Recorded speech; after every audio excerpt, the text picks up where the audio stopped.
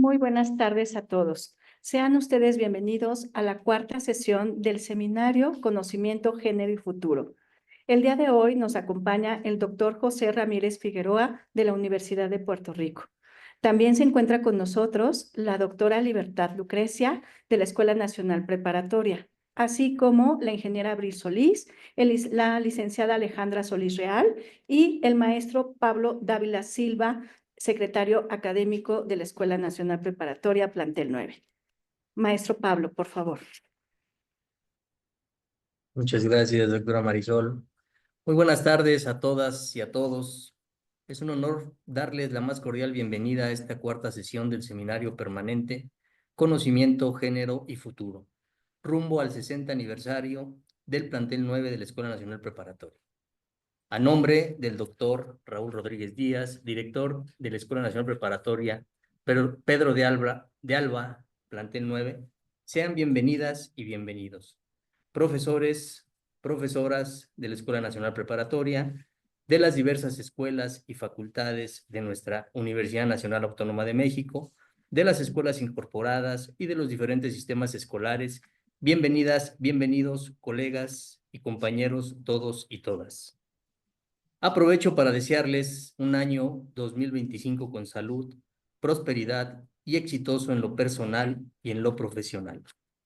En esta ocasión, nuestra sesión estará dedicada a la educación inclusiva y diversidad, un tema de gran relevancia en nuestra formación y que nos invita a seguir cuestionando, aprendiendo y construyendo juntos.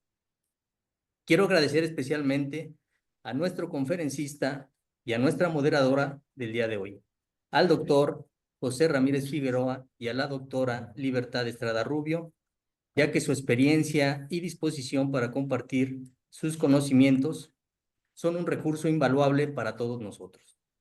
Cabe mencionar que el doctor Ramírez es de origen puertorriqueño y se encuentra transmitiendo desde Puerto Rico. Muchas gracias, doctor. Aprovecho también para reconocer la dedicación y el esfuerzo de nuestros profesores y coordinadores que hacen posible este seminario. Su compromiso con el desarrollo académico y personal refleja los valores que distinguen a nuestra Preparatoria 9.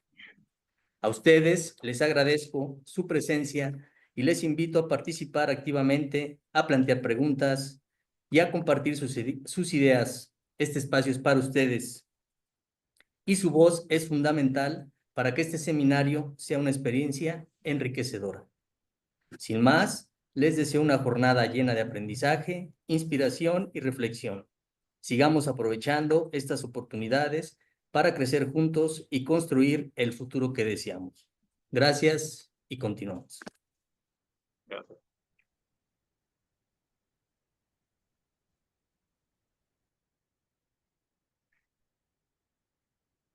Buenas tardes a todas y todos.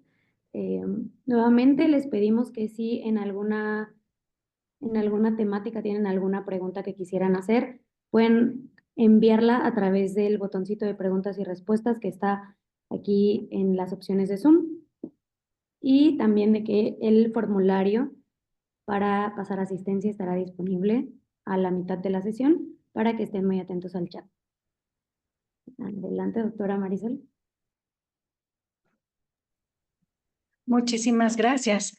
Agradecemos mucho las palabras del maestro Pablo, nuestro secretario académico, porque nos exhorta a estar activos durante este seminario y en esta su cuarta sesión intitulada Educación Inclusiva y Diversidad.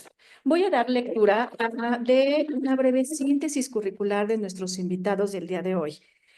El doctor José Ramírez Figueroa es nacido en Puerto Rico. Cuenta con una licenciatura en Medios de Comunicación Social de la Escuela de Comunicación Pública de la Universidad de Puerto Rico, una maestría en Tecnología Educativa y Diseño Instruccional de la Universidad del Sagrado Corazón y un doctorado en Educación con una especialidad en Diseño de Currículum y Enseñanza de la Universidad Interamericana de Puerto Rico. Su trayectoria es muy vasta. Más de 30 años acreditan la experiencia del doctor Ramírez en diferentes facetas del área de la educación superior, incluyendo diversos espacios de docencia y cargos administrativos. Asimismo, laboró como maestro de escuela primaria y secundaria, periodista, editor de publicaciones impresas y asesor en comunicaciones. Durante más de 10 años, fue director de la Facultad de Pedagogía de la Universidad de las Américas de Puerto Rico. En esta misma institución, el doctor Ramírez Figueroa fungió 9 años como vicepresidente para asuntos académicos. Actualmente, recién retirado del quehacer profesional diario, el doctor está en proceso de establecer su oficina de asesoría en asuntos educativos Ramírez Figueroa y Asociados. A lo largo de su extensa carrera profesional, fue miembro activo de diversas organizaciones y comisiones de trabajo en el ámbito educativo entre iniciativas comunitarias, el sector privado y el gubernamental. Dentro de sus líneas de investigación tenemos que se encuentran los estudios de género en la educación, humanismo crítico como punto de partida para una nueva filosofía educativa, nuevas tecnologías aplicadas a la docencia, la investigación educativa como herramienta de desarrollo y compromiso social, así como la educación al servicio de la conservación del ambiente. Sobre temáticas, el doctor ha dictado varias conferencias en diversos países, citando a Guatemala, República Dominicana, naturalmente Puerto Rico y ahora México. Por otra parte, sus intereses personales giran en torno a las artes en sus distintas manifestaciones, el teatro, la música, el buen cine, la literatura y las artes plásticas. Le damos la más cordial bienvenida al doctor Ramírez. Sea usted bienvenido, doctor. Muy amable. Ahora bien, tenemos el día de hoy moderando esta conferencia, la cuarta de nuestro seminario Conocimiento, Género y Futuro, a la doctora Libertad Lucrecia Estrada Rubio. Ella es profesora de la Escuela Nacional Preparatoria Plantel 9. La doctora es doctora en Letras por la Facultad de Filosofía y Letras de la Universidad Nacional Autónoma de México. Cabe señalar que también es maestra en Letras Mexicanas por la Facultad de Filosofía y Letras y el Instituto de Investigaciones Filológicas de la UNAM. También es licenciada en Lengua y Literaturas Hispanas, también por la Universidad Nacional Autónoma de México. La labor académica de la doctora Estrada Rubio comenzó en el año 2012, cuando fue ayudante de profesor B interina en las materias de Lexicología y Semántica 1 por parte de la UNAM. Entre el 2013 y 2016 fue profesora titular de la asignatura de Literatura Mexicana. También es en la licenciatura de Lengua y Literaturas Hispanas por parte de la UNAM. A partir de octubre de 2017, labora en la Escuela Nacional Preparatoria Plantel 9, Pedro de Alba, teniendo a su cargo grupos de las materias de lengua española, literatura y literatura mexicana e iberoamericana, tanto en el turno matutino como en el vespertino. En el mes de marzo del 2022, obtuvo la definitividad como profesora de asignatura A en las 3 materias del Colegio de Literatura de la Escuela Nacional Preparatoria. Desde el año 2022, la doctora Estrada Rubio es invitada a impartir un módulo de la materia de literatura mexicana de sexto en la carrera de Lengua y Literaturas Hispánicas, de la Universidad Nacional Autónoma de México. La doctora Estrada Rubio ha participado como ponente, moderadora y dictaminadora de ponencias en diversos eventos académicos nacionales e internacionales en las áreas de literatura. En el Colegio de México, la Escuela Nacional de Antropología e Historia, la Universidad Panamericana, entre otras instituciones. Desde el año 2021, la doctora Estrada Rubio es miembro de la Sociedad Iberoamericana de Estudios sobre Pesimismo.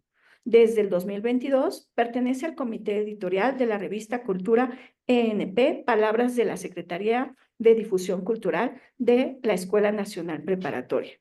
Finalmente, desde el año 2022, los fines de semana tiene una actividad de participación en canales culturales y políticos de YouTube, así como que conduce un canal de esta misma tendencia. Pues le damos la más cordial bienvenida a la doctora Libertad Estrada Rubio, quien va a estar moderando la sesión del día de hoy. Sean todos ustedes bienvenidos. Le cedemos la palabra a el doctor Ramírez. Muchas gracias. Gracias a usted, doctora. Y muy buenas tardes a todas y a todos. Reciban un caluroso saludo desde Caguas, Puerto Rico. Y cuando digo caluroso saludo, literalmente caluroso. Yo sé que ustedes están pasando por unos días de frío. Afortunadamente aquí el clima es un poco distinto. Agradezco profundamente esta oportunidad que se me ha otorgado para compartir con colegas mexicanos algunas impresiones sobre el tema que hoy nos ocupa. Muchas gracias de manera muy especial a la doctora Libertad Estrada, quien me contactó, a la doctora Marisol Sepúlveda y al maestro Pablo Dávila por la productiva reunión que sostuvimos la semana pasada en preparación para esta actividad de hoy.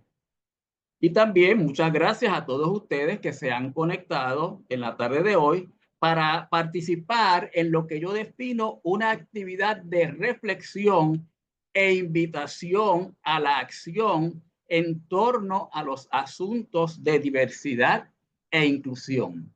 Si me permiten ahora, voy a compartir la presentación que tengo para ustedes.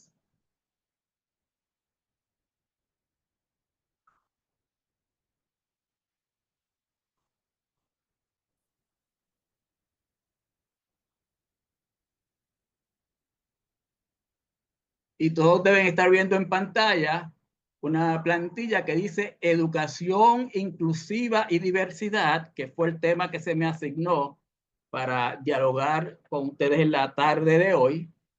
Y yo le añadí un subtítulo. Yo le añadí el subtítulo de Reconstruyendo la sociedad para hacerla más justa. Reconstruyendo la sociedad para hacerla más justa. Pero a base de lo solicitado, podríamos decir entonces que vamos a estar hablando de tres componentes importantes: educación, diversidad e inclusión. Y yo traté de convertir esos temas en ingredientes y los deposité en un molcajete social para darle sazón a lo que vamos a estar cubriendo en la tarde, noche de hoy. Y a base de esa integración en ese molcajete, podríamos hablar entonces del contenido temático que vamos a estar cubriendo. Vamos a hablar un poco de inclusión para celebrar la diversidad. Vamos a hablar de diversidad sociocultural, diversidad funcional, diversidad de sexo y género, educación para la reconstrucción de la sociedad, y vamos a dar algunas recomendaciones. Sin más preámbulos, entonces vamos a comenzar de lleno en lo que vamos a presentar en la tarde, noche de hoy. Vamos a hablar de inclusión para celebrar la diversidad. Yo quisiera referirme ahora a cómo la UNESCO define el término de inclusión desde el punto de vista educativo. Y la UNESCO dice que la inclusión es un proceso transformador que asegura la plena participación y el acceso a oportunidades de aprendizaje de calidad para todas las personas, desde la infancia hasta la adultez. Si nos fijamos en esa definición, yo podría resaltar algunas palabras o frases. Por ejemplo, proceso transformador. Y esa palabrita se utiliza mucho en México, especialmente durante los últimos años, ¿no?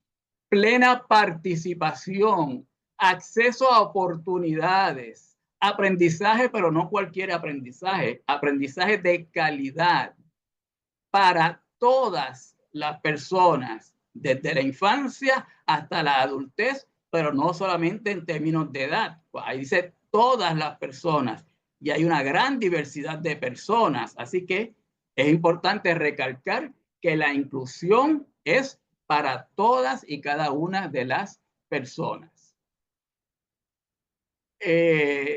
La educación inclusiva tiene varios objetivos, como reconocer que todos los estudiantes pueden aprender, Claro, como educadores sabemos que hay estudiantes que aprenden a diversos ritmos y eso es importante también reconocerlo y eso es importante también saber cómo vamos a atender esa realidad en nuestras aulas.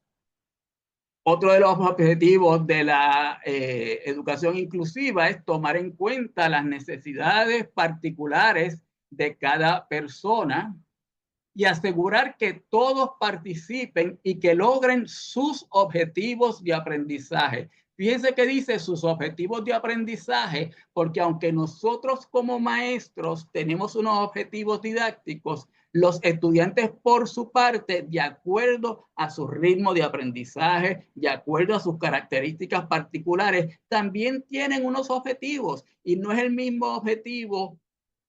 El objetivo de aprendizaje es el mismo, vamos a partir de ahí, pero no es la misma manera de lograrlo de un estudiante que de otro estudiante, porque cada estudiante es distinto, cada estudiante es un mundo.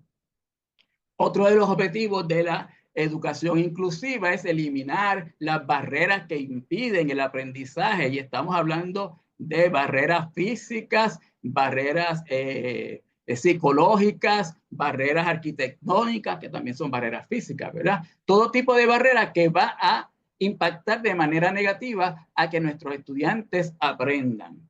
Y también, por último, fomentar un ambiente de aprendizaje seguro y respetuoso. Eso es bien importante. El respeto, la seguridad de nuestros estudiantes es sumamente importante y es uno de los pilares de esta educación inclusiva. Disculpe, doctor José. Sí.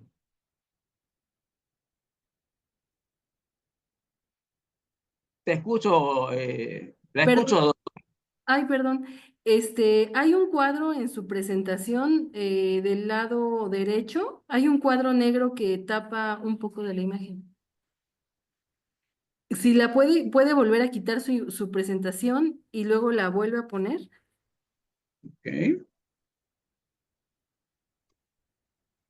¿Dejo de compartirla o...? Es que tiene abierto algún programa, alguna ventana.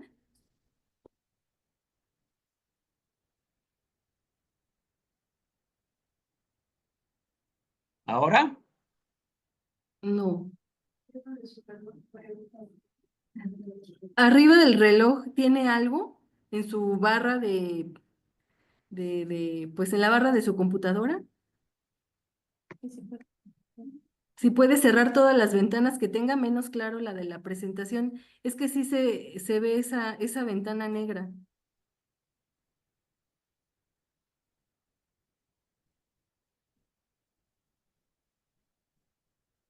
No tengo otra ventana abierta, doctora.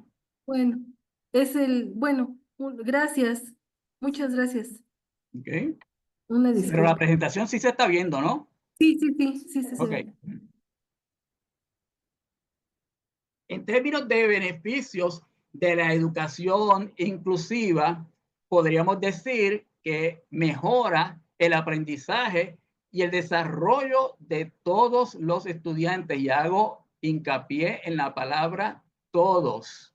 Mejora las habilidades sociales y emocionales, porque en la medida en que estamos incluyendo a todos los estudiantes y fomentamos los trabajos en equipo, en colaboración, se logra un sentido de empatía y un sentido de trabajo colaborativo que es tan importante hoy en día, no solo en la escuela, sino pensando en que estos estudiantes en algún momento van a entrar al área laboral, donde la colaboración es sumamente importante en la mayoría de los trabajos. Fomenta el respeto y reduce el acoso escolar.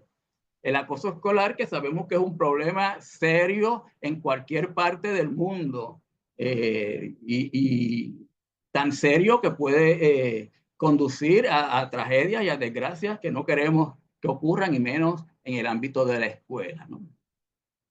Fomenta una reducción en las tasas de abandono escolar. todos sabemos, y la literatura especializada es clara, en que aquel estudiante que se siente aislado, que se siente que no está incluido, que se siente que no forma parte de la comunidad escolar, es aquel que eventualmente podría tomar la decisión de descontinuar sus estudios. Y eso obviamente no es lo que queremos. Prepara la educación inclusiva, prepara a los estudiantes para un mundo diverso. De esto no hay duda de que vivimos en un mundo sumamente diverso, diversidad en muchos sentidos. Y contribuye a la eliminación de estereotipos y prejuicios que tanto daño han hecho a la sociedad. Para construir y para desarrollar una sociedad inclusiva y más equitativa. Bien, hablando entonces de diversidad, podríamos decir que existen una gran variedad de diversidades, muchas diversidades, pero para efectos de lo que vamos a estar presentando en la noche de hoy, nos vamos a limitar a la diversidad sociocultural, a la diversidad funcional y a la diversidad de sexo y género. No obstante, algo la salvedad, que es en este tercer tipo de diversidad, en el que vamos entonces a profundizar un poco más y prácticamente nuestra presentación, aunque va a tocar las otras dos diversidades, se va a profundizar más en el sentido de la diversidad de sexo y de género. Vamos a hablar entonces un poco de diversidad sociocultural. Cuando hablamos de la diversidad sociocultural, estamos hablando de ese gran abanico que tenemos en nuestras aulas escolares, de estudiantes que provienen con un trasfondo socioeconómico muy diverso. Estudiantes que vienen de familias que viven cómodos en términos de nivel adquisitivo, estudiantes que vienen quizás de otras familias donde el ingreso es medio, estudiantes que vienen de familias con ingresos muy bajos o inclusive de cero o de casi cero ingresos, ¿no? También hablamos de diversidad cultural cuando nos referimos a estudiantes que tenemos en nuestro salón de clase y que vienen de diversas nacionalidades, que son hijos de migrantes. Y sabemos que en México hay una gran cantidad de estudiantes o de personas que han hecho de México su nuevo hogar y se han establecido en la República y han hecho de allí su nuevo hogar, y muchos centroamericanos o latinoamericanos, inclusive puertorriqueños. Hay muchos puertorriqueños que residen en México. Estudiantes también que, siendo mexicanos o de familias mexicanas que se habían ido hacia Estados Unidos, algunos regresan al país, ¿verdad? Así que son mexicanos que han regresado a vivir a México. Estudiantes también de la inmensa diversidad cultural que hay en su país. Es un mismo país, pero hay muchas culturas, muchos grupos étnicos, muchos grupos socioculturales en México, ¿no? Y es importante que se reconozca su valor y que se atienda, se atiendan de la medida correcta, ¿verdad? En términos de las fuentes de diversidad sociocultural, una de las fuentes es la misma sociedad. Como les decía hace un ratito, hay mucha movilidad social, hay brechas socioeconómicas, hay nuevos tipos de familia. Ya la familia tradicional de papá, mamá e hijos no es la única que existe. Tenemos familias donde los abuelos están criando a sus nietos, donde tíos están criando a sus nietos, donde mamá con una compañera de vida está criando a sus hijos, o donde papá y un compañero de vida está cuidando a sus hijos. Así que La gran cantidad de tipos de familia ha aumentado. También podríamos hablar de problemas como la criminalidad, como el desempleo, la drogadicción, la violencia intrafamiliar. Son asuntos que impactan a la sociedad y que a su vez impactan también la educación. Otra fuente de diversidad cultural es el conocimiento. Y esto se ha dado, nosotros hemos sido testigos de una explosión de conocimiento científico, tecnológico, de gran impacto durante las últimas décadas. Gracias a Dios somos testigos y hemos podido ver todos estos adelantos tecnológicos que se han suscitado. Eso implica también una valoración nueva del conocimiento y hay nuevas áreas de conocimiento. Por ejemplo, hace algún tiempo atrás no se hablaba mucho de esto de neurociencia, de esto de neuroaprendizaje. La palabra o el concepto de inteligencia artificial era algo que se desconocía o que se conocía muy poco, ¿verdad? Sobre todo el público general. La tercera fuente de diversidad sociocultural es la escuela. ¿Por qué? Porque la escuela es una amalgama cultural, étnica, religiosa, una inmensa variedad de habilidades cognitivas, condiciones físicas, clases sociales, sexos, géneros. Así que todo eso concuerda, ¿verdad? O confluye en la escuela y le brinda la oportunidad a la sociedad de verse como una entidad diversa y pluralista. El segundo tipo de diversidad que les quería discutir con ustedes es la diversidad funcional. Y cuando hablamos de diversidad funcional, nos referimos a las capacidades y discapacidades que presentan nuestros estudiantes. Pueden ser, por ejemplo, discapacidades físicas, que son aquellas condiciones que afectan la capacidad sensorial o de movimiento de una persona. Por ejemplo, discapacidades visuales, discapacidades auditivas, discapacidades orales, discapacidades de movimiento, aquellos estudiantes que necesitan trasladarse de un sitio a otro en silla de ruedas o en un andador, aquellos estudiantes que necesitan, por ejemplo, aditamentos especiales o prótesis para poder escribir, etcétera, etcétera.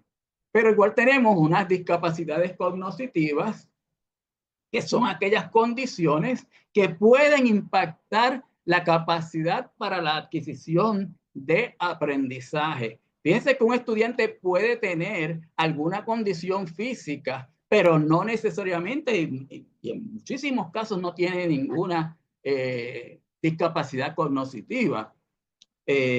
Cuando hablamos de discapacidades o de condiciones cognitivas, nos referimos, por ejemplo, a los estudiantes que tienen algún problema de aprendizaje, que tienen dislexia, que sabemos que es alteración de la percepción de cómo vemos las letras, discalculia, que es esa alteración de la manera en que percibimos los números y que se nos hace sumamente difícil hacer cálculos si tenemos discalculia. Estudiantes con déficit de atención, ya sea con hiperactividad o sin hiperactividad. Estudiantes que tienen autismo, que es una condición que cada día vemos con mayor frecuencia en nuestras aulas. Lo importante aquí es que la educación, decíamos hace un principio, es un derecho de todos y así está establecido en la Constitución de México y en la Constitución básicamente de casi todos los países. Es un derecho de todos y cuando se dice todos, es todos, no importa el sexo, no importa el género, no importa la condición socioeconómica, no importa si son migrantes, si son de comunidades de pueblos originarios, si tienen alguna condición física o si tienen alguna condición cognitiva, todos es todos. La tercera diversidad y como les dije hace un ratito, en esta es la que nos vamos a detener con mayor profundidad en la tarde de noche de hoy, es la diversidad de género y de sexo, ¿no? Ustedes dirán, ay, pero de esto me han hablado ya en múltiples ocasiones, este tema ya cansa y todo esto, ay, por favor, no. Pues yo sé que sí, yo sé que es un tema que se ha discutido bastante, que es un tema que está de moda, pero cuando uno ve reportajes o titulares de noticias como las que vamos a ver ahora, uno se da cuenta de que falta mucho por educarnos y falta mucho por educar. Por ejemplo, miren estos titulares. Fue en diciembre pasado, ¿verdad? A principios de diciembre, cuando la presidenta de México tomó protesta que exigió que se le llamara presidenta con A ante la opinión diversa de algunas otras personas que pretendían llamarle presidente con E, tanto de su movimiento como también de la oposición, ¿verdad? Que es como la noticia que tenemos en este otro lado acá. El problema de la violencia intrafamiliar. Y hablamos de violencia intrafamiliar, haciendo hincapié que, aunque muchas veces se piensa que son las mujeres las que sufren este tipo de violencia, realmente hay muchísimos hombres también que sufren de violencia intrafamiliar. Así que son asuntos que nos llevan a la reflexión, nos permiten preguntarnos si no es necesario que sigamos discutiendo o ilustrándonos sobre estos temas, ¿no?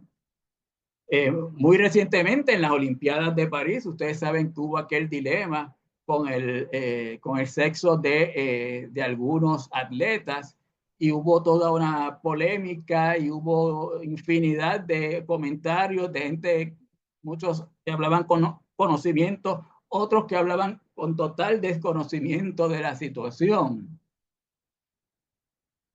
El asunto de la comunidad LGBTQ+,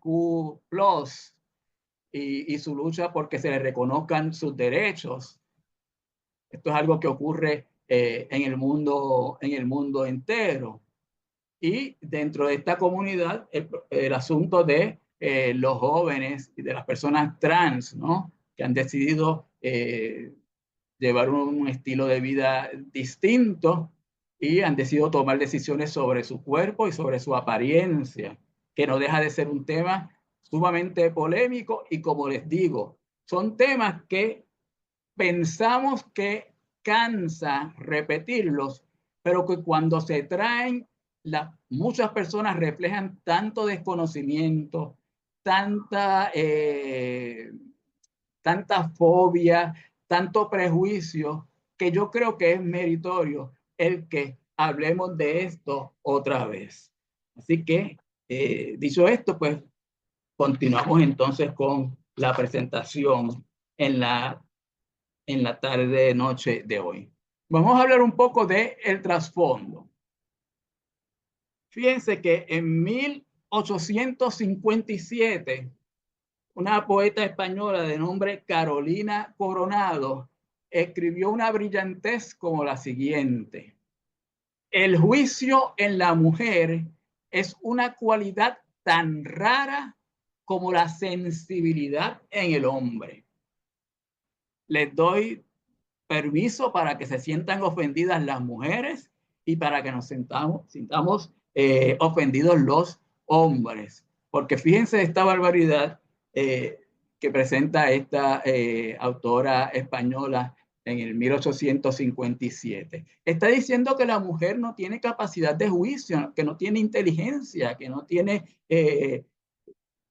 no puede discernir.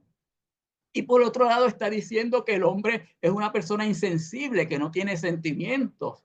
Y eso a mí me parece una falta de respeto tanto para la mujer como el hombre. Pero sabemos que, aunque eso fue dicho en 1857, hoy en día hay muchas personas que piensan de esta misma manera. Y si no hablamos de estos asuntos, estaríamos perpetuando algo como lo que presenta esta caricatura, que posiblemente algunos la han visto anteriormente. Está presentando el cerebro de una mujer. Y fíjense que de acuerdo a esta caricatura, el cerebro de la mujer lo ocupa un gran espacio para pensar en ropa, en qué me voy a poner, qué me voy a comprar. O para pensar en las telenovelas de Televisa o de TV Azteca, o en La Rosa de Guadalupe, ese tipo de programas así. Generador de dolores de cabeza. Un pequeño espacio por aquí es para manejar computadoras. Y para manejar automóviles, conducir automóviles, miren qué poca capacidad tiene, de acuerdo a esta caricatura, la mujer. Por otro lado, el cerebro del hombre lo vemos, vemos como una gran parte de ese cerebro está enfocado al pensamiento que le damos al sexo. Y no solamente a este espacio, por acá dice más sexo también. Los deportes. Piense que tenemos mayor habilidad para conducir vehículos de motor, según esto, ¿verdad? Así que fíjense cómo lo que nos decía Carolina Colorado en 1857 no es muy distinto a lo que muchas personas en el día de hoy piensan. ¡Taxi! Entonces, eso sería perpetuar la idea de que la mujer simplemente es loca con comprar. Es loca de sobre todo comprar zapatos. Eso es lo de la mujer. Como si el hombre también no saliera de compras. Y yo soy uno que salgo de compras. Claro, uno es moderado, como debe ser moderada también la mujer, al momento de seleccionar dónde va a hacer sus compras o qué cantidad o cuánto compra, ¿verdad? Y cuánto gasta. Pero de que salimos a comprar, salimos tanto hombres como mujeres, ¿no? Perpetúa la idea también de que las mujeres son sensibles, se emocionan, le regalan un ramo de flores y se sienten elevadas en su espíritu. Y nos olvidamos también que los hombres también podemos sentirnos sensibles ante el regalo de un ramo de flores y admiramos su belleza y nos gustan y nos gusta que nuestro entorno, nuestra residencia, pues tenga flores también. O sea que eso no tiene nada que ver con que sea una mujer, con que sea un hombre.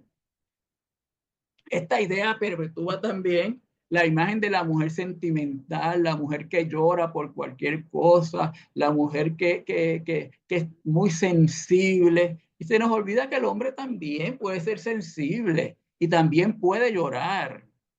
Pero ¿qué sucede? ¿Qué sucede con esto de que el hombre llore o no llore? Que desde chiquitos nos enseñan que los varoncitos no lloramos, que los hombres no lloran, que los machos no lloran, que llorar es un asunto de nenas, es un asunto de mujeres. Y nos inculcan en la cabeza de que los hombres no lloran, los machos no lloran, no pueden llorar. Inclusive hay algunos niños que hasta castigos físicos sufren si lloran, ¿no?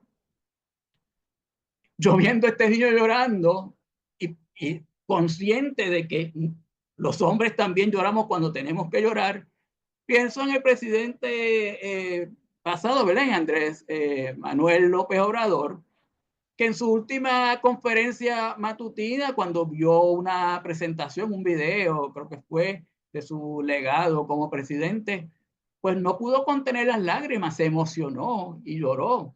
Y eso es algo tan válido en una mujer como en un hombre, en este caso un hombre como era el presidente AMLO, ¿verdad? ¿Qué sucede? Que este mismo acto de llorar en la mañanera fue interpretado como algo ridículo desde la perspectiva de que los hombres no lloran. Y fíjense qué cosa tan absurda, ¿verdad? Decir que un hombre hace una ridiculez cuando se emociona y cuando llora.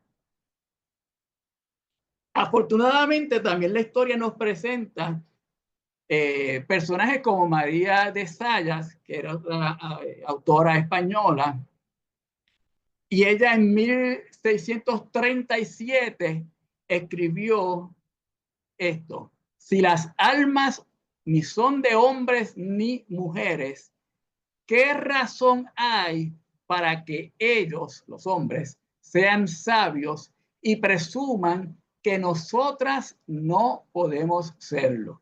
Albricias, qué bueno que una mujer en 1637 escribió una verdad tan grande como esta. Así que yo supe de esta frase en diciembre pasado, la leí y yo dije, yo tengo que utilizar esta frase en algún momento, en alguna presentación, y qué bueno que se me dio la oportunidad de utilizarla en la tarde de noche de hoy. Sabemos que hoy en día la mujer es tan conocedora y es tan capaz y tiene tanto intelecto como podría tener el hombre. Así que el intelecto, la capacidad intelectual, la capacidad cognitiva no tiene nada que ver con el sexo de las personas. Ante esta realidad, ante esta disyuntiva, ante todos los comentarios de prejuicios y de desconocimiento que yo observo, que observaba sobre todo hace algún tiempo, hace alrededor de 15 años, yo tenía dos opciones. La primera opción era hacerme el mudo, el ciego y el sordo y dejar que la vida fluyera y nada pasa. Pero mi segunda opción era tomar las riendas de mi vida y hacer de esto mi estandarte para llevar un granito de arena en la lucha de la equidad de género. Y fíjense que estoy hablando de equidad de género vista de todos los puntos de vista, ¿no? No estoy hablando de derechos de mujer, no estoy hablando de derechos de la comunidad homosexual, estoy hablando de los derechos de todos como conglomerado humano, ¿no? Porque, como dice Sanders, los asuntos de género no son un asunto de mujer ni son un asunto de la comunidad homosexual. Los asuntos de género son asuntos de todos los humanos. Y yo opté por esta segunda opción. Y desde hace alrededor de 15 años me dedico a llevar el mensaje de la equidad de género cuando tengo oportunidad para hacerlo. Bien, entonces, como educador que soy también y como educador que son ustedes, nosotros tenemos una gran responsabilidad y es la responsabilidad de formar a nuestros estudiantes. Tenemos la responsabilidad de su desarrollo, no solo en las áreas de matemáticas, de ciencias, de literatura, de cultura, de civismo, sino también de su desarrollo como personas y como personas de bien. Desarrollo de sus personas como personas de bien, ¿verdad? Nos dice Escalante Herrera que la educación es la vía por excelencia a través de la cual se refuerzan o se desmontan los estereotipos de género que subyacen en la desigualdad de hombres y mujeres. Fíjense qué interesante lo que nos dice Escalante Herrera. Existen unos estereotipos de género y mientras existan esos estereotipos de género, va a existir la desigualdad entre hombres y mujeres, pero nos corresponde a nosotros como educadores hacer todo lo posible para desmontar, para destruir, para eliminar o tratar de eliminar que esos estereotipos de género se repitan de generación en generación. Ahora vamos a hacer un ejercicio. Posiblemente usted no estaba preparado para esto, pero esto es una sorpresita. Yo necesitaría que cada uno de ustedes tuve un bolígrafo, un lápiz, un marcador, y que en el primer papel que tenga a la mano, en alguna libreta, en algún cuaderno, dibuje un hombre y una mujer.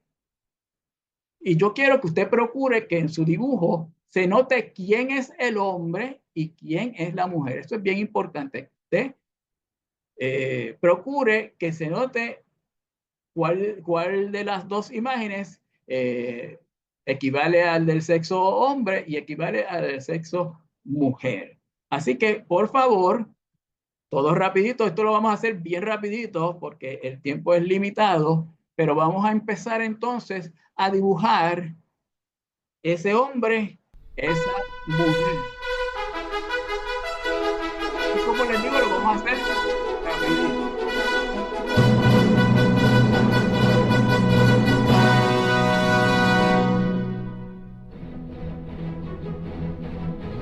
Estoy viendo por aquí, me parece muy interesante lo que está jugando la profesora. Buen dibujante. También lo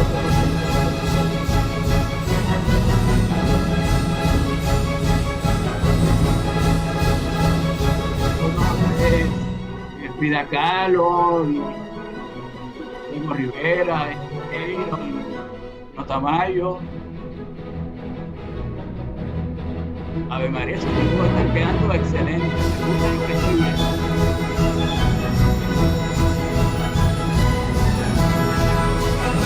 Vamos a ir terminando el dibujo. Vamos a dejarlo como esté.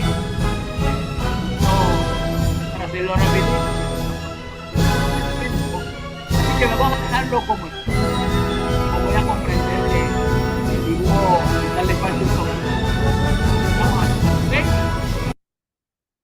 Bien, yo observando desde acá, y créanme que los observé, vi que algunos de los dibujos se parecían a este que tenemos por aquí. Díganme que no. Fíjense, ahí tenemos lo que dibujó uno de ustedes, de su interpretación del hombre y de la mujer. La mujer tiene el cabello largo, tiene lo que creo que es una flor en su cabello, tiene aretes, tiene collar, tiene pulseras, tiene un bolso, el traje tiene un diseño floreado, tiene calzador de tacones. Por otro lado, el hombre lleva un sombrero, su cara tiene patillas, tiene bigote, viste una camisa con un pantalón largo, no tiene un bolso, sino que carga con un maletín. Asumo que va a trabajar en alguna oficina. Algunos con un poquito de más talento para el dibujo hicieron algo parecido a esto, pero fíjense que no dista mucho del dibujo anterior. El hombre tiene un saco, corbata, pelo corto. La mujer tiene melena larga también.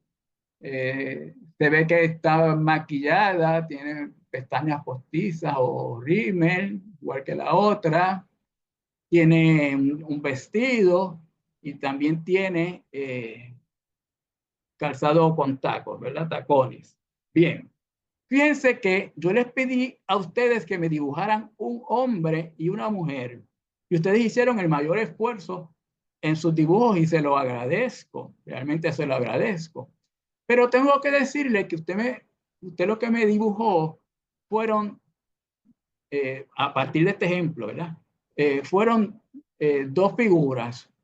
Una que usted le dio una apariencia de mujer y otra a la que usted le dio una apariencia de hombre. Pero fíjense que estoy hablando de apariencia. No estoy diciendo que realmente una es la mujer y el otro es el hombre.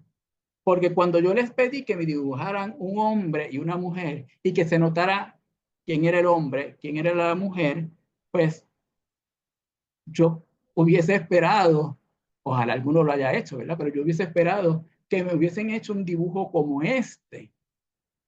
Fíjense que estamos hablando de una mujer y de un hombre, y en ese dibujo definitivamente pues vemos que no hay ninguna duda de lo que es el hombre y de quién es la mujer. En el otro podría haber alguna duda, pero en este pues partimos, ¿verdad?, de la premisa de que no hay ninguna duda. ¿Por qué les traigo este ejemplo y por qué discuto esto de esta manera? Bien, porque cuando hablamos de estos temas, es importante hacer una distinción entre lo que es sexo y lo que es género. El sexo es una cosa, el género es otra. Y el sexo es la división de las personas en dos grupos, mujeres y hombres. Y esa división se hace partiendo desde una perspectiva estrictamente biológica, fisiológica. ¿Cómo somos nosotros en nuestro físico, en nuestro cuerpo?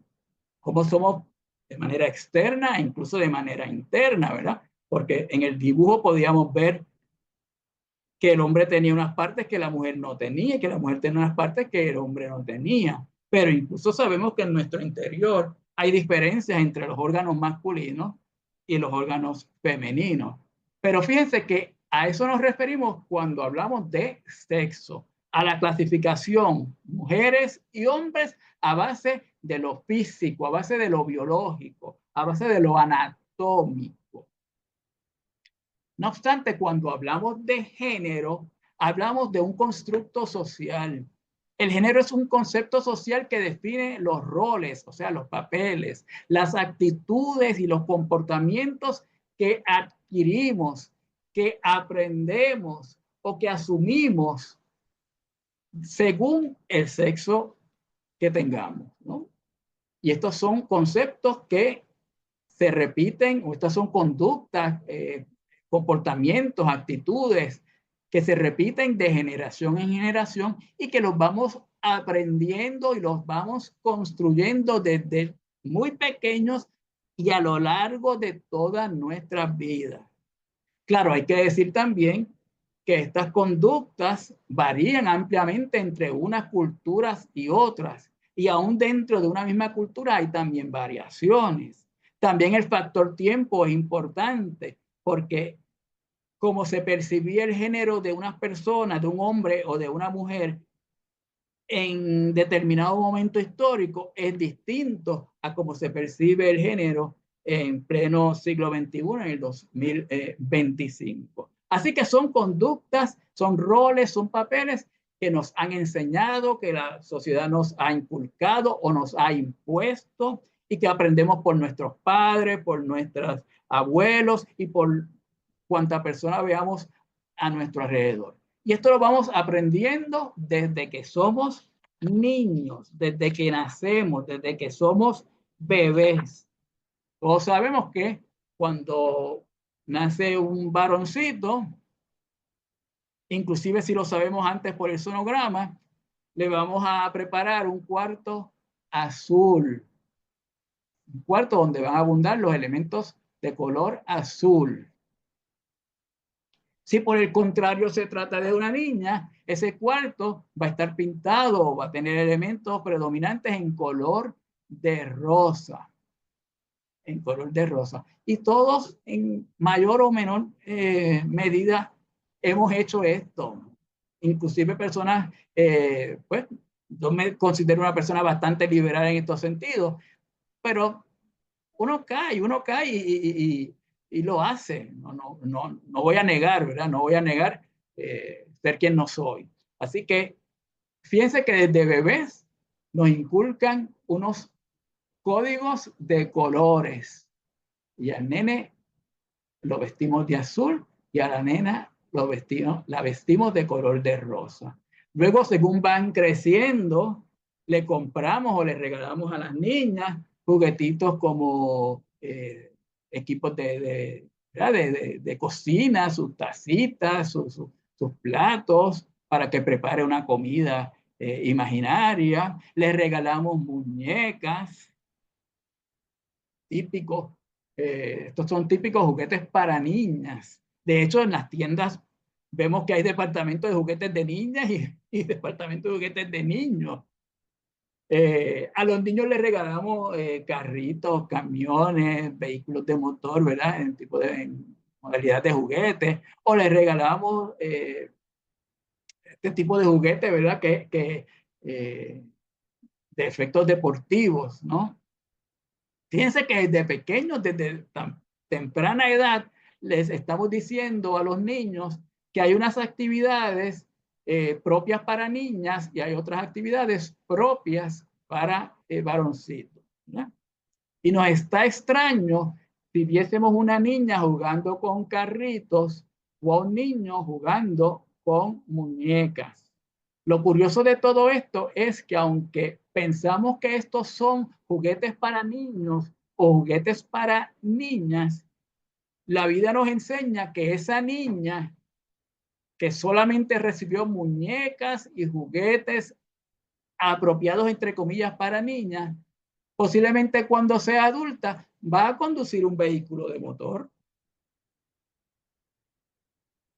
Y aquel niño a quien solo le regalamos juguetes apropiados, entre comillas, para varoncitos, posiblemente en algún momento tenga en sus brazos a su hijo, a su hija, a sus ahijados, a sus sobrinos. Pero sin embargo, pensamos que esto es algo raro, ¿verdad? Y que no deben ser juguetes como para que niños y niñas jueguen, si no pertenecen al sexo para el cual están diseñados de manera particular esos juguetes. Algo extraño, pero así es la vida, ¿verdad? Y son cosas que nos llevan a la reflexión y nos llevan a preguntarnos si esto es correcto o no es correcto. Esta respuesta yo no la voy a dar, esta respuesta la tiene que reflexionar cada uno de ustedes. Recapitulando, podríamos decir entonces que cuando hablamos de sexo, hablamos de hombre y mujer, y cuando hablamos de género, hablamos de lo que es ser masculino o lo que es ser femenino. ¿Estamos? Bien. Pero vamos a complicar un poquito esto y vamos a ponerle signo de interrogación. Miren, vivimos en tiempos de realidades múltiples. Y en tiempos de realidades múltiples, lo correcto sería hablar de masculinidades y feminidades. Porque el ser masculino no se da de la misma manera en todos los hombres y ser femenina no se da de igual manera en todas las mujeres. Y vamos a ver algunos ejemplos. Por ejemplo, observen estas fotos que tenemos aquí. 3 jóvenes muy atractivas cada una de ellas.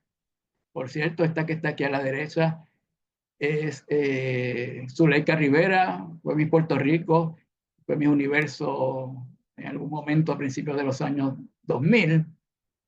Fíjense su indumentaria, fíjense su melena larga, alborotada, fíjense su arreglo personal, fíjense los accesorios que utiliza, fíjense en la posición en que está sentada.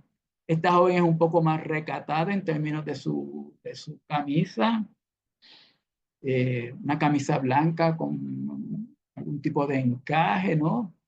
Y fíjense esta otra rodeada de flores y obviamente se nota que está disfrutando de la belleza y del olor de las flores. Sin duda son ejemplos de lo que podríamos considerar mujeres femeninas, ¿no? Otra noción de ser femenina es ser ama de casa, ser la hogareña, la mujer abnegada como esta que tenemos aquí, que está pensando en lo que le voy a cocinar esta tarde a mi maridito cuando regrese del trabajo. Y fíjense qué abnegada se ve, qué preocupada se ve para que el plato que cocine para su marido muy bueno. Y esta otra que tenemos a la izquierda, que también se ve muy abnegada, ¿verdad? Y se ve muy preocupada. Se ve que está pensando posiblemente, hago la salvedad, que esté pensando en lo que ocurrirá cuando llegue su marido esta tarde luego de trabajar. También tenemos el caso de la mujer ama de casa desesperada, como decía el programa de televisión estadounidense, ¿no? Son aquellas amas de casa que hacen todo en el hogar, que cocinan, que planchan, que cuidan bebés y que obviamente se sienten abrumadas por el exceso de trabajo que conlleva todo eso que tienen que hacer durante el día. Y viendo esta imagen, recuerdo la caricatura de Kino, su personaje de Mafalda, que ve así a la mamá desesperada, trabajar tanto, haciendo todas las tareas de la casa y le pregunta, mamá, ¿qué te gustaría hacer si vivieras? Así que fíjense que esta niña, con su mentalidad tan elevada, tan progresista, reconoce que la mamá no lleva vida, que es una vida de demasiado sacrificio y que es una vida que posiblemente ha coartado su desarrollo como persona. Quizás era una persona que tenía otras aspiraciones en la vida y el hecho de ser una ama de casa tradicional, pues hace que su hija la vea como si no tuviese vida. Miren este caso también. Tenemos otro ejemplo de dos mujeres en este caso. La mujer ejecutiva, fíjense cómo está vestida. La mujer que posiblemente sea maestra de educación física o entrenadora, en este caso de fútbol. Fíjense cómo está vestida. Y la mujer que desempeña un trabajo que requiere que no esté vestida de la manera elegante o de la manera sensual o seductora, como muchos piensan que debe vestirse una mujer. No obstante, yo no estoy diciendo que ninguna de las tres, que alguna de las tres no es femenina, y menos estoy dudando de su feminidad y de ninguna otra cosa. Simplemente estoy diciendo que existen diversas feminidades, porque vivimos en un mundo cambiante. Y de la misma manera que cambian muchas cosas, también cambia nuestra percepción o nuestra concepción del género. Vámonos con los varones. Fíjense ese ejemplo aquí. Tenemos tres caballeros. Este de la derecha está vestido con saco, corbata, un traje color gris sobrio. Este otro también está vestido de gris y pantalón claro, más casual, ¿no? Este otro lleva una guayabera y para reafirmar su masculinidad posiblemente sea eso es lo que está haciendo. Está fumando un puro. Fíjense en los colores. Pensamos que un hombre debe utilizar colores sobrios, gris, negro, marrón, azul, y sin embargo, no necesariamente, ¿verdad? Tenemos otro tipo de masculinidades. Miren aquí, por ejemplo, cuando se piensa que el hombre debe ser agresivo, debe ser fuerte, debe ser peleón, debe beber, debe ser descuidado en su apariencia, ¿verdad? Y aquí tenemos tres ejemplos que podrían servir de modelos para esa concepción de esa masculinidad. Y miren esta tercera laminilla de este asunto. Hablábamos de los hombres vestidos con unos colores muy conservadores, colores grises, blancos, negros, marrón, azul. Sin embargo, vemos que otros hombres visten con colores muy llamativos, colores muy vivos, ¿verdad? Y eso no le resta masculinidad, eso es otra masculinidad. Y por ejemplo, aquí también tenemos el caso de estos dos caballeros que podríamos asumir que son escoceses y que están vistiendo su falda escocesa típica, ¿verdad? El kilt. Decíamos hace un rato que los géneros varían de cultura en cultura y este es un buen ejemplo de eso que comentamos, ¿verdad? Nuevamente, estamos hablando de que existen distintas masculinidades. Tenemos acá otro ejemplo. Últimamente vemos que hay una nueva cepa de hombres que se preocupan mucho por su apariencia y por su físico y se cuidan mucho la piel, utilizan mascarillas, jabones especiales, como el joven aquí de mano izquierda. Y en la mano derecha tenemos a George Clooney hace 20 años atrás, que fíjense que se ve muy pulcro, muy de blanco, muy delicado, cargando un puppy. Piense que no está cargando un Rottweiler ni nada de esos perros grandes, agresivos. Está cargando un puppy y se ve lo más, como dicen los americanos, los estadounidenses, se ve lo más cute, ¿verdad? George Clooney. Nuevamente, distintas masculinidades.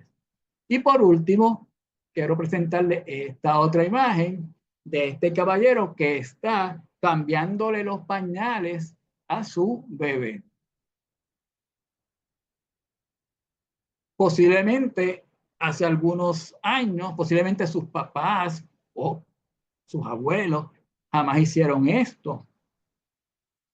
Pero hoy en día se reconoce que esa es una responsabilidad del padre cuando engendra un niño, ¿verdad? O una niña, un hijo o una hija.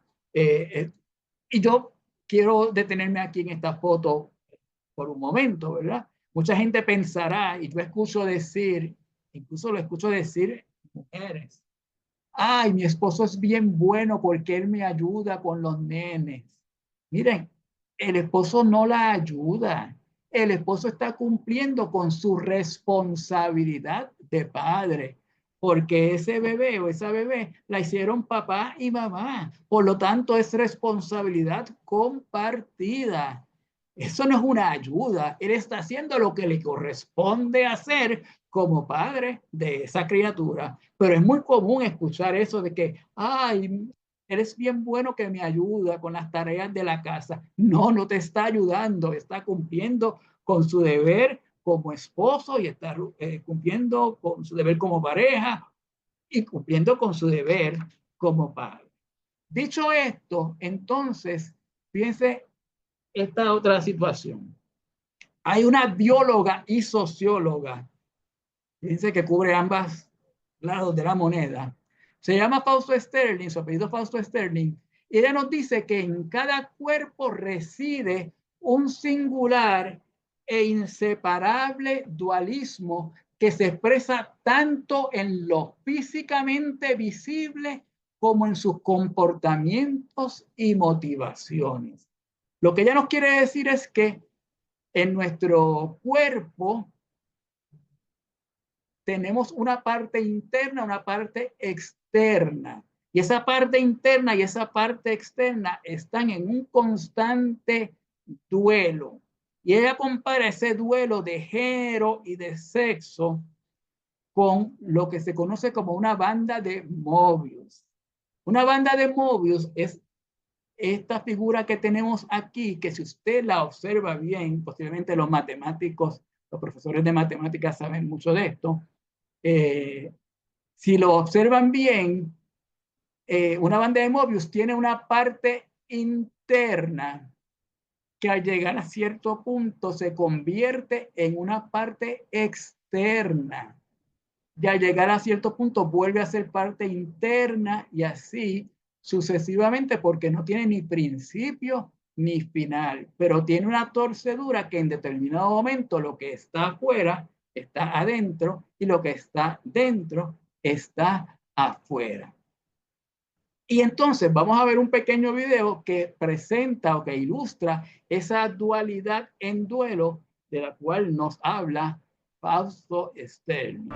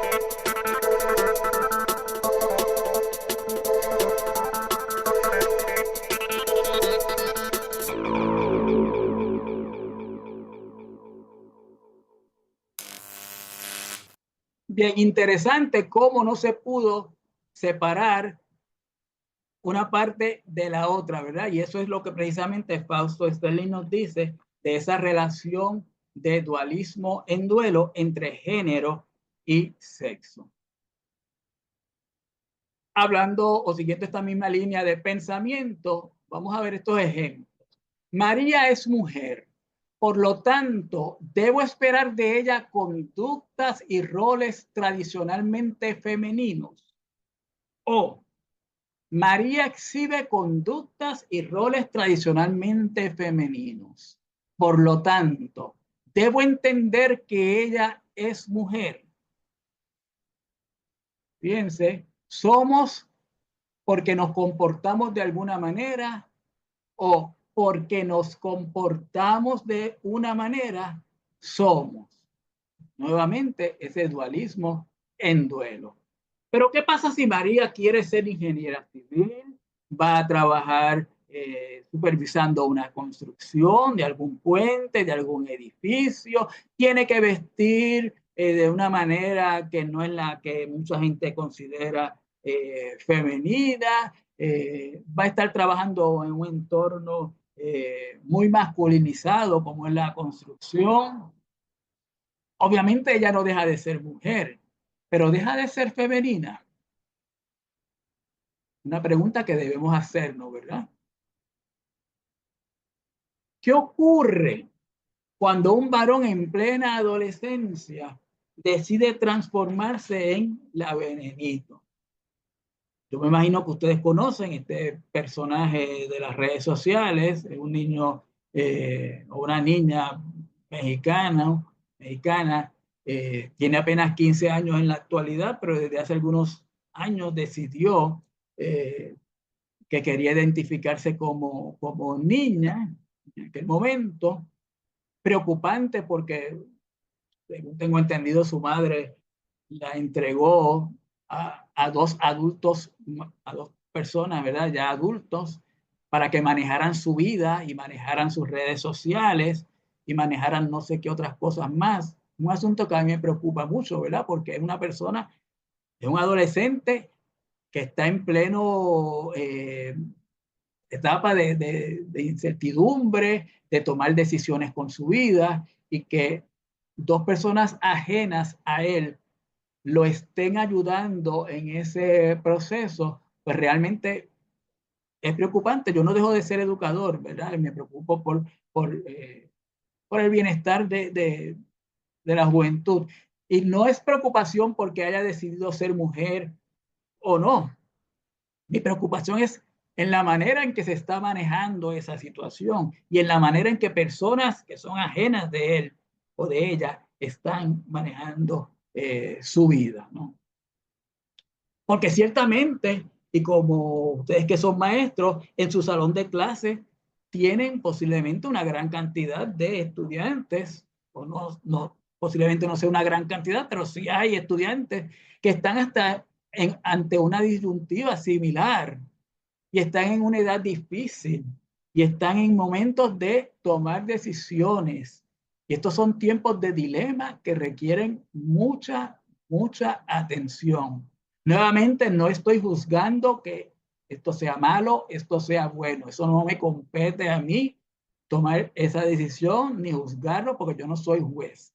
Yo lo que estoy diciendo es que es una juventud que está ante unos dilemas que necesitan orientación, que necesitan que se les escuche, que se les eduque y que se les prepare adecuadamente para tomar la decisión que vayan a tomar, la que sea. Y la que sea se les respeta, pero siempre es bueno que estén debidamente orientados para que sea una decisión informada, ¿no?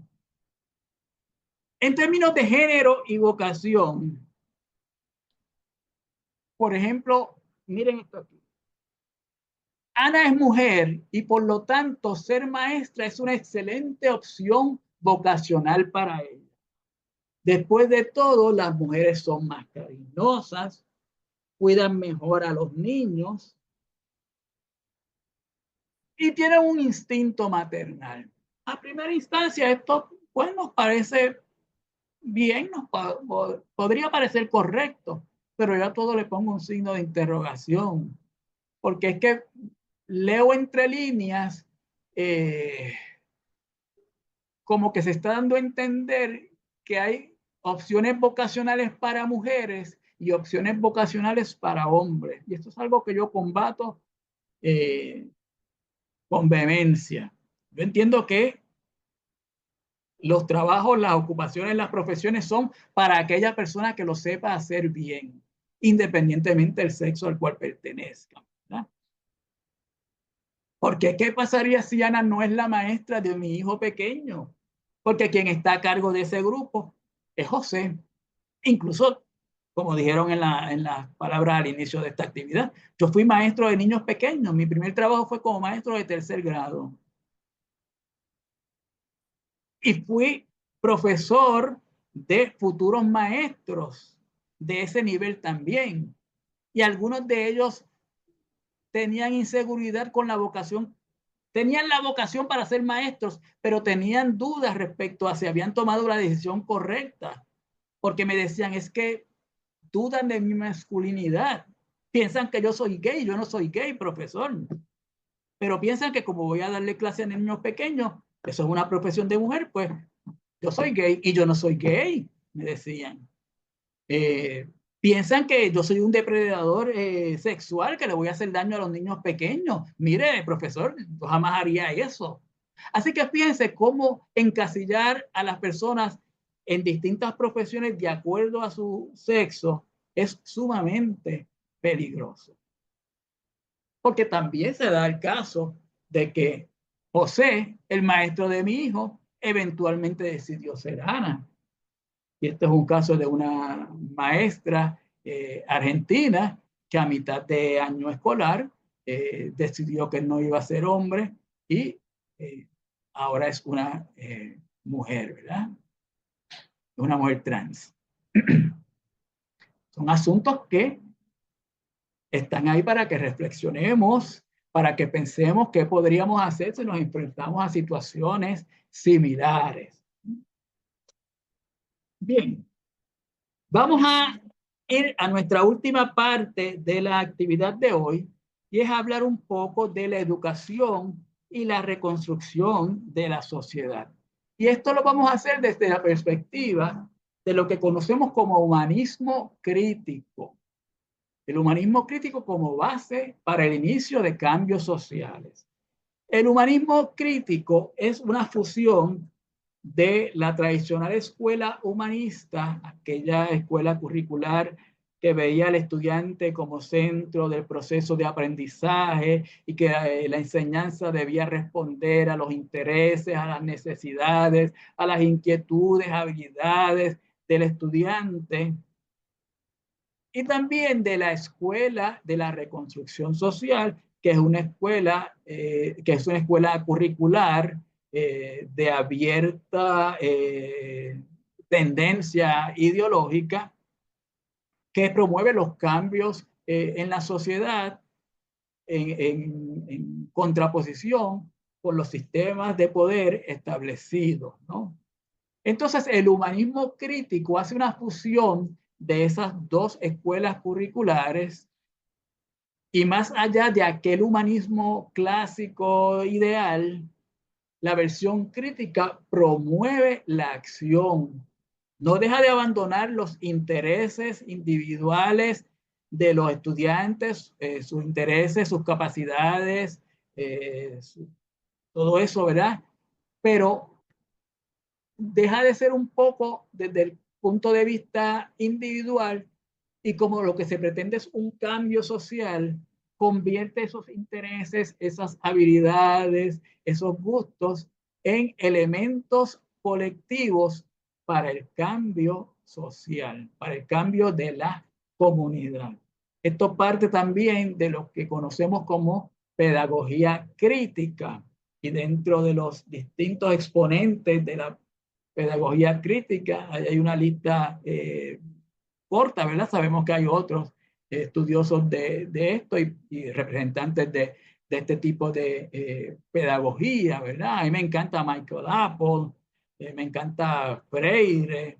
Michael Apple hace un excelente análisis de las tendencias y del uso, de la utilización de los cuentos infantiles o llamados cuentos de hadas, y cómo Disney se ha apropiado de esos cuentos de hadas de Hans Christian Andersen y de otros autores europeos, y ha hecho subversiones que no dejan de ser un tanto peligrosas, aunque aparentemente sean lo más bonitas. Él hace un análisis excelente de la historia y de la película de la Sirenita. La Sirenita decide privarse de su capacidad de habla con tal de estar junto a su amado, ¿verdad? Y eso, viéndolo desde un punto de vista crítico, no es otra cosa que ver que la mujer debe someterse al hombre y que la voz de la mujer no es importante, que la importante es la voz del hombre. Así que mucho cuidado cuando utilizamos estos cuentos y vemos estas películas, porque algún mensaje oculto traen y no nos damos cuenta.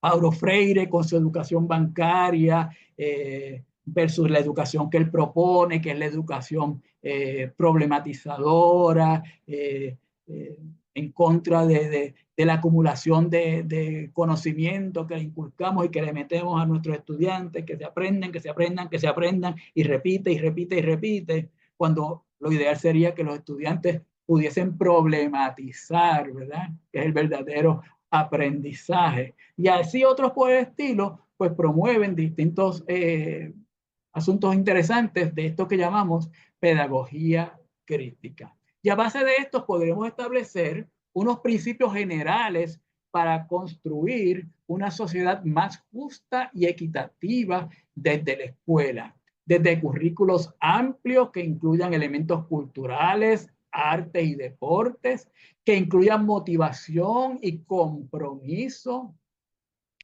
que permitan la visibilidad de los estudiantes de grupos minoritarios o de grupos vulnerables a la discriminación,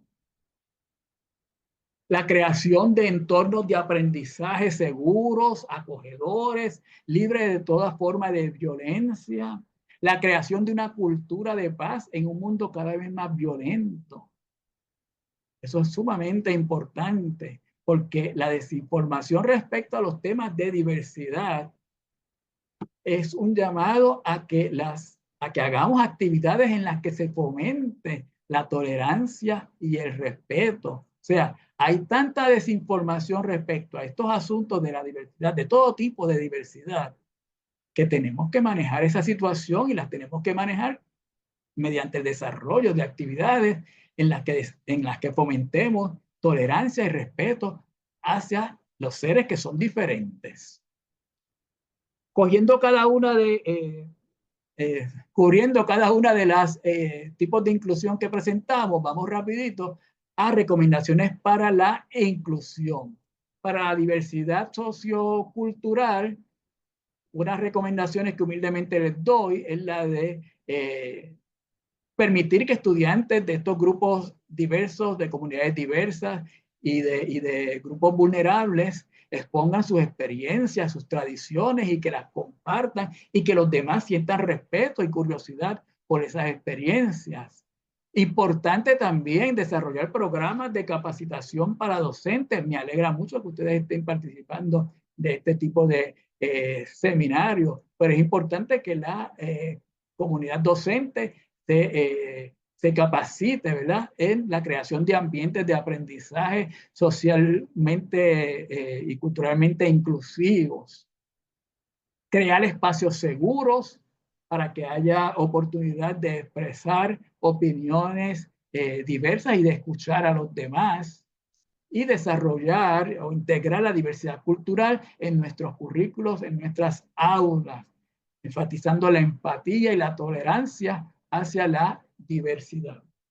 En cuanto a la diversidad funcional, procurar normas mínimas de accesibilidad para todas las escuelas. Estamos hablando de que los estudiantes puedan moverse adecuadamente y puedan tener acceso a todas las facilidades, instalaciones y servicios y equipos de la escuela, que igual que los estudiantes que no tienen ningún tipo de capacidad. Y nuevamente recalco aquí la importancia de capacitar a los maestros, a los docentes para la atención de estos temas y para que puedan entender por qué tal niño aprende de una manera distinta a este otro y qué problemas de aprendizaje puede tener y sobre todo qué servicios dentro de mi capacidad como docente puedo ofrecerle para compensar de alguna manera su discapacidad. Garantizar que los materiales y recursos estén disponibles en formatos accesibles y sean fácilmente adaptables. Invertir en tecnología y dispositivos de asistencia tecnológica para estudiantes con diversas discapacidades. En este caso, por ejemplo, yo les comento que yo tuve estudiantes, por ejemplo, recuerdo varios que tenían discapacidad visual, no era total, pero sí tenían grandes dificultades para ver. Y en ese caso, pues yo le preparaba, por ejemplo, los exámenes, las lecturas, se las imprimía en letras mucho más grandes que el resto de los demás estudiantes, igual las pruebas, los exámenes. Si el examen de los estudiantes típicos tenía 4 o 5 páginas, el de este estudiante pues tenía 10, 12 páginas. Era el mismo examen, únicamente que estaba impreso con una fuente de tamaño mucho más grande. Recuerdo también una estudiante, esto fue en la maestría, una estudiante tenía discapacidad auditiva y ella me pidió con mucho respeto y mucha humildad que por favor yo no me moviese tanto en el salón de clase, algo que para mí era humanamente bien difícil, porque yo soy de los que paseo por todo el salón. Y ella me pidió que por favor, si podía detenerme y hablar frente a ella, que hablara más, en un volumen más alto y de frente a ella, porque así ella podía leer mis labios. Obviamente, pues no tuve ningún problema. Yo me adapté a esa necesidad que presentaba ese estudiante, porque era un estudiante más en mi grupo y tenía el compromiso legal, porque es un compromiso legal, pero más que legal, es un compromiso moral. Para que ella saliera, ¿verdad?, bien en el curso que se estaba impartiendo. En términos de recomendaciones para la inclusión de estudiantes con diversidad de género, estoy terminando. 5 minutos, por favor. Sí. Gracias. En términos de recomendaciones para la inclusión de estudiantes con diversidad de género, incluir estos temas en los distintos contenidos temáticos de los cursos, ¿verdad? Yo sé que no siempre esto es posible, pero se puede buscar la forma de que en diferentes cursos se atiendan estos temas y fomentar el debate de agendas liberadoras tanto para el hombre como para la mujer, así como también para el amplio abanico de feminidades y de masculinidades que existen en nuestra sociedad. Desarrollar actividades extracurriculares para la discusión de estos asuntos en toda la comunidad escolar, no únicamente en las 4 paredes de nuestro salón de clases, sino en toda la comunidad. Fomentar agendas de cambio en las organizaciones estudiantiles para que rompan esos esquemas tradicionales en la composición de sus cuerpos directivos. Esto lo que quiere decir es que, por ejemplo, aquí se da mucho que en los clubes o en las organizaciones estudiantiles, cuando se habla de la presidencia, lo va a ocupar un hombre, va a ser el presidente. Y el puesto de secretario va a ser la secretaria del club, o la secretaria de la organización. Incluso la de tesorería muchas veces se le da a la mujer porque se confía en que la mujer es más honrada que el hombre. Fíjense qué cosa tan absurda, ¿verdad? Cuando hay deshonestidad tanto en hombres como en mujeres. Pero así somos. Así que es un asunto que yo los invito a que tengan presente. Modelar ambientes libres de sexismo y respetar las decisiones de aquellos jóvenes que se perciben a sí mismos como diferentes. Y para estos jóvenes que se perciben como diferentes, proveer ayuda profesional, que en esta etapa de la adolescencia sabemos que es muy requerida por todos, pero más estos jóvenes que están atravesando por un momento de toma de decisiones que va a ser trascendental en su vida, pues es importante que estos jóvenes se sientan apoyados por la escuela y que sientan que pueden acudir a alguien que les va a brindar apoyo, que les va a brindar orientación y que posiblemente los pueda acompañar en ese proceso de esa toma de decisiones. Bien, los dejo por último con esta cita de Serpan Todorov que dice: abriguemos la esperanza de que algún día la gente verá y tratará a los demás como individuos, no como objetos o simples etiquetas de un tipo u otro. En esa esperanza descansa el mejor futuro de la humanidad. Así que yo los exhorto a que dejemos a un lado todas las etiquetas que con mucha frecuencia ponemos de acuerdo a las distintas diversidades y que aprendamos a ver a la gente como seres humanos, ¿verdad? Como individuos iguales, porque en esa esperanza, y cuando aprendamos a hacer eso, vamos a tener como humanidad un mejor futuro. Agradezco la oportunidad que se me ha brindado para compartir con ustedes estas impresiones y tienen aquí mi correo electrónico. Están en total libertad para escribirme cuando ustedes quieran. Si quieren que les envíe la presentación, también lo puedo hacer. O si quieren compartir alguna experiencia suya, también lo pueden hacer a través de ese correo electrónico. Y aquí tenemos una bibliografía selecta de los temas que hemos tratado en la noche de hoy. Así que con esto termina mi presentación. Ay, muchas gracias, doctor José Ramírez. Muchas gracias por esta enriquecedora conferencia. Espero que se escuche bien mi audio. Y bueno, llegaron varias preguntas en el chat. También muchas felicitaciones y de las reacciones estas de Zoom. Bueno, pues muchos corazones, muchos aplausos. Y a ver, tenemos algunas preguntas. Y Sí, bueno, le voy adelante. a leer la primera. ¿Qué estrategias ha aprendido de manera empírica para crear empatía en el salón? Bien. La empatía se logra sobre todo cuando colocamos a nuestros estudiantes a trabajar en grupo.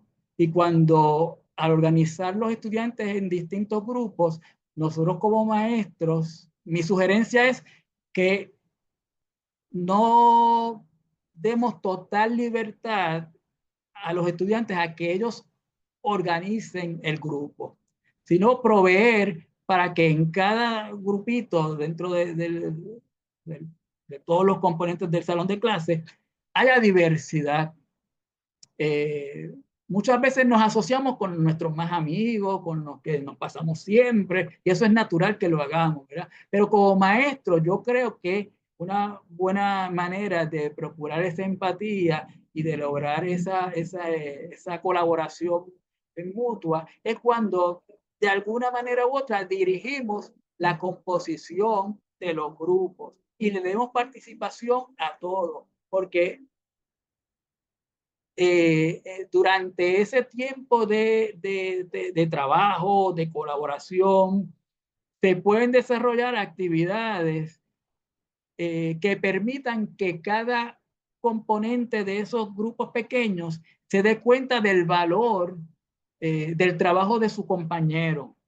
Y en la medida en que permitamos que cada estudiante pueda ser partícipe de grupos diversos, me da la impresión de que sería una buena manera de lograr esa empatía. Y usted lo va a ver, se va a dar cuenta y sobre todo al finalizar del curso usted posiblemente note que estudiantes que en un momento permanecían aislados o no socializaban mucho con el resto de sus compañeros, se van a sentir un poco más integrados que otros. No siempre ocurre, hay que ser sinceros, no siempre ocurre, pero pues pretendemos que ocurra y como educadores pues movemos nuestras fichas para que sí ocurra.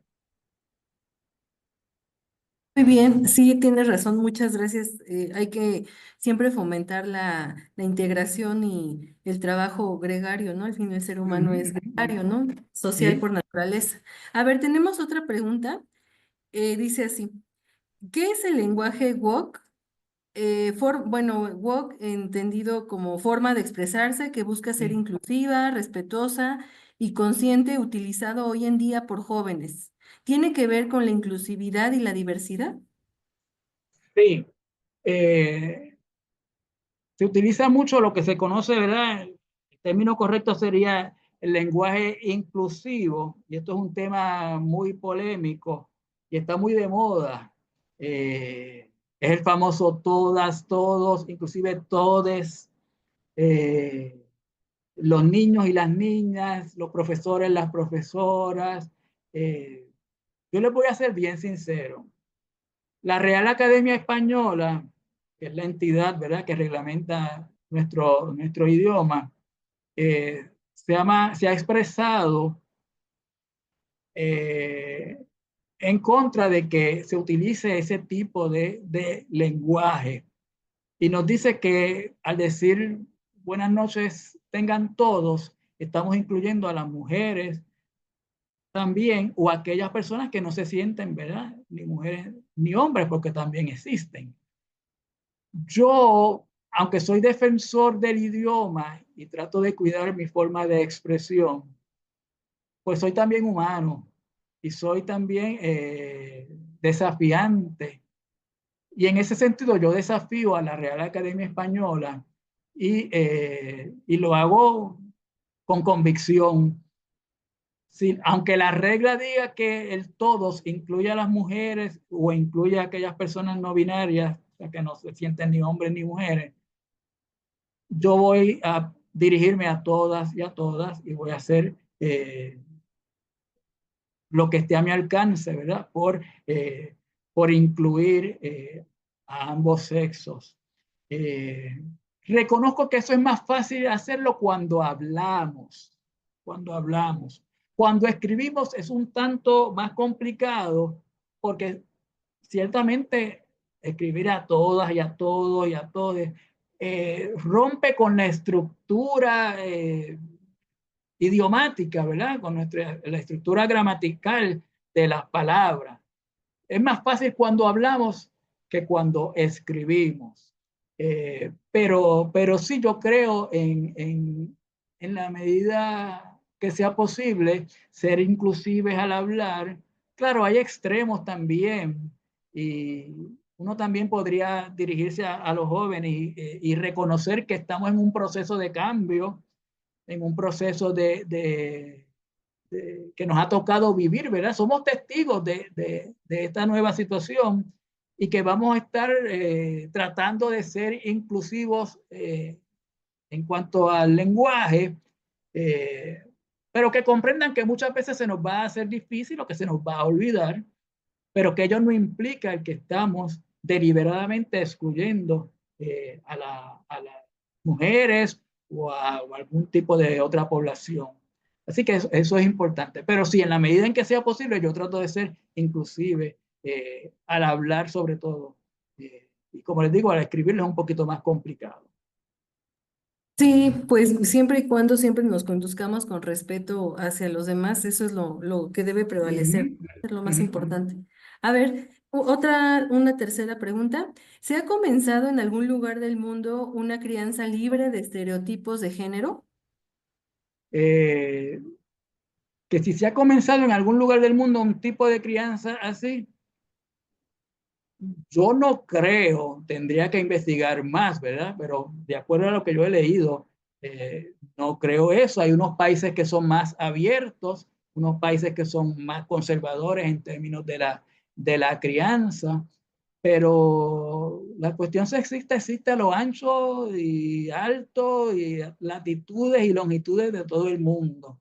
Así que en ese sentido, pues, habría que indagar un poco más, ¿verdad?, en el tema, pero la cuestión del sexismo en la crianza es algo muy generalizado en todas las latitudes. Partiendo, ¿verdad?, y repitiendo de que hay países o naciones más abiertas a los cambios y otras que son un poco más conservadoras a experimentar estos nuevos tipos de crianza. Correcto, muchas gracias. A ver, otra pregunta. Hoy en día, ¿quiénes serían los especialistas que podrían orientar a los adolescentes que quieran cambiar de sexo? Bien, esa es excelente pregunta. Y vamos a partir diciendo que no son los maestros. No somos nosotros los maestros. Para orientar adecuadamente a los estudiantes en esos temas, se requiere una formación que nosotros como maestros no tenemos. Nosotros podemos escucharlos, podemos entenderlos, podemos comprenderlos y podemos referirlos, ¿verdad? Y los vamos a referir a especialistas en la conducta humana. Pero no es para que sean sometidos a terapias de conversión y a esas cosas disparatadas que se han inventado en algunos sitios, pero ese no es el propósito. El propósito es que ese profesional de la conducta oriente, guíe al estudiante y lo haga consciente de la decisión que está tomando respecto a su género. No es para que lo juzgue, no es para que le diga tú estás mal, no es para que le diga tú tienes que cambiar, tú naciste varón, tienes que seguir siéndolo, o tú naciste mujer, tienes que seguir siendo. No, es para que lo escuche y para que lo oriente adecuadamente, para que lo acompañe en ese proceso de toma de decisiones, cualquiera que sea la decisión que finalmente el estudiante va a tener. Pero ciertamente no somos nosotros los maestros los encargados o los responsables de esa tarea. No estamos preparados para eso. Muchas gracias. A ver, otra pregunta relacionada con el tema. ¿Cómo cambiar los prejuicios sociales relacionados con la diversidad en las redes sociales y en el salón de clases, que son cotidianos para los alumnos? Las redes sociales, yo escuché hace unos días a alguien que cambió el nombre y no les llama redes sociales, le llama enredos sociales. Y realmente muchas veces parecen enredos sociales porque le brindan la oportunidad a las personas que desde el anonimato, utilizando su nombre o utilizando un seudónimo, te brinda la oportunidad de tú decirle a los otros participantes de la misma red lo que te venga en gana. Y puedes decirle cosas muy bonitas, como puedes insultarlo y puedes complacerte de ese insulto que le estás haciendo, que le estás dando a esta otra persona. Realmente las redes sociales es una herramienta útil, inclusive puede ser útil si se utiliza adecuadamente en el aprendizaje en nuestras aulas.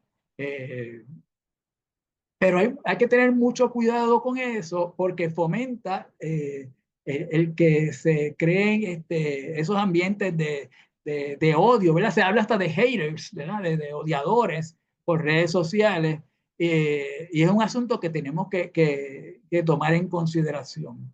Nuevamente, mi llamado es a la orientación a los estudiantes y que desarrollemos actividades donde ellos internalicen que hay unas conductas apropiadas y unas conductas sociales inapropiadas y que como seres humanos merecemos el mayor respeto, lo tengamos frente a nosotros físicamente o lo tengamos como estoy yo ahora aquí en Caguas, en Puerto Rico, y están ustedes en Ciudad de México, ¿verdad? Así que eso es un asunto que nosotros como maestros pues podríamos contribuir de alguna manera a que esos ambientes tóxicos en las redes sociales, muchos de nuestros estudiantes están metidos todo el tiempo, pues puedan ser diferentes. Yo no soy utópico en pensar que estas cosas cambian de la noche a la mañana, ¿verdad? Pero en la medida en que podamos nosotros poner granitos de arena, pues hacemos una montaña y los invito y los exhorto a que hagan eso. Claro, tiene mucha razón. Es un proceso gradual y Ujú. siempre hay que igual conducirnos con responsabilidad, ¿no? Para Exacto. que eso lo mostremos a los alumnos. Ya Claro, Roma no se hizo en un día y el cambio de conductas tampoco se hace en un día. y a veces se nos olvida como, incluso como adultos, ¿no? Que Sí, sí, todo es un seguro. proceso gradual. Ujú, A ujú. ver, una última pregunta. ¿Cómo modificar la falta de sensibilización y aceptación por parte de algunos maestros, estudiantes y familias para generar un ambiente inclusivo? No escuché la primera parte de la pregunta. ¿Cómo? A ver, otra vez. ¿Cómo modificar la falta de sensibilización y aceptación por parte de algunos maestros, estudiantes y familias para generar un ambiente inclusivo? Ok. Nuevamente, educación, educación, educación. Nosotros como docentes, formarnos, participar en actividades de formación profesional. Nosotros como docentes, educar adecuadamente a nuestros estudiantes en estos asuntos de inclusión y de respeto y de tolerancia hacia los demás. Hablábamos hace un rato de la escuela como una de las fuentes de cambio social. Y, ¿verdad? Añado un poco en ese sentido, la escuela y la comunidad, la escuela y su entorno social son dos elementos simbióticos, una se nutre de la otra. Lo que ocurre en la escuela es un microcosmos de lo que ocurre en la sociedad, pero es función ineludible de la escuela formar buenos ciudadanos. No solamente la doctora Libertad va a formarlos en su área de literatura, ¿verdad? Ella tiene la responsabilidad, y perdone que la tomo de ejemplo, porque sé que lo hace, tiene la responsabilidad de formar buenos ciudadanos y esos ciudadanos van a tener un impacto cuando van a su comunidad. Así que en esa relación simbiótica, la escuela se nutre de lo que acontece en la sociedad, pero la escuela también impacta, y se supone que sea un impacto positivo, esperemos que sí sea siempre, en la sociedad. Pero nuevamente son procesos que se dan de manera paulatina, pero no podemos perder de perspectiva nuestra responsabilidad social como formadores de seres de bien y seres de provecho para la sociedad. Así es, muchas gracias. Por cuestiones de tiempo, hasta aquí dejamos las preguntas. Muchas gracias por respondernos. Y nada más antes de cederle la palabra a la doctora Marisol García, las presentaciones de todos los ponentes, de las 4 conferencias que ha habido hasta este momento, se van a compartir vía correo electrónico la próxima semana. Y bueno, muchas gracias. Le cedo la palabra a la doctora Marisol y bueno, buenas noches. Muchísimas gracias. Buenas noches.